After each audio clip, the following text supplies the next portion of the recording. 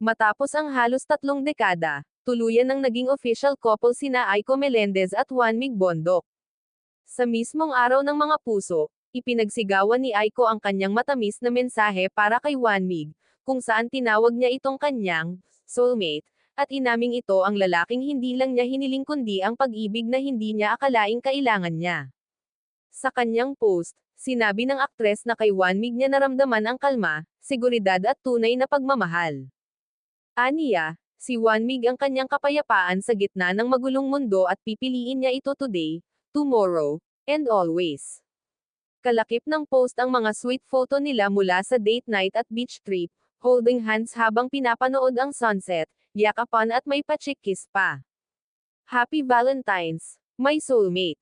First Valentine's Day. Bago ang Valentine's Day, kinumpirma na ng dalawa sa blog ni Aiko na opisyal na silang magkasintahan.